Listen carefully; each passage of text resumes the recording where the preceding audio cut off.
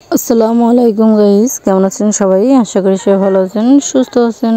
So guys, আমি আজকে রান্না করব লেয়ার মুরগি। তো প্রথমত আমি মুরগিটাকে কেটে নিয়েছি, তারপর সুন্দরভাবে মাংস ধুয়ে নিয়েছি, তারপর ঝুড়িতে ঝড় দিয়ে রেখে দিয়েছি। প্রথমত একটু কড়াইতে সাদা তেল দিয়ে তারপর পেঁয়াজ কুচি দিয়ে ভালোভাবে ভেজে নিয়েছি। পেঁয়াজ কুচি ভাজা হয়ে গেলে আমি দিয়ে দিয়েছি ব্লেন্ডার করা মশলাতে আমি নিয়েছিলাম শুকনো মরিচ, আদা, জিরে ও রসুন করে নিয়েছি। তারপর আমি মশলাটি ভালোভাবে কষিয়ে নিয়েছি। তারপর আরো সামান্য তেল দিয়ে আর দিয়ে দিয়েছি পরিমাণ মতো লবণ ও হলুদ দিয়ে মশলাটিকে ভালোভাবে কষিয়ে নিয়েছি। মশলাটি সুন্দরভাবে কষানো হয়ে গেলে আমি দিয়ে দিয়েছি ধুয়ে রাখা মাংস দেওয়ার পর মাংসের সঙ্গে মশলাটিকে সুন্দরভাবে কষিয়ে নেব। মাংস আর মশলা যত ভালো কষানো হবে রান্না ঠিক তত ভালো হবে।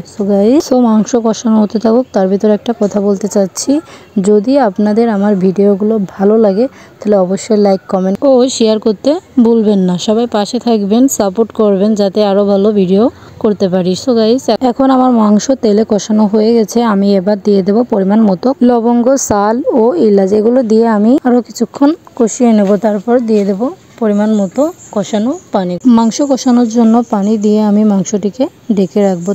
তারপর অল্প আছে জাল দিয়ে নেব। যখন আমার কষানো পানি শুকিয়ে আসবে তখন আমি দিয়ে দেব ধুয়ে রাখা আলু দিয়ে আমি দিয়ে দেবো ঝোলের পানি দিয়ে আমি আবার জাল করে নেব।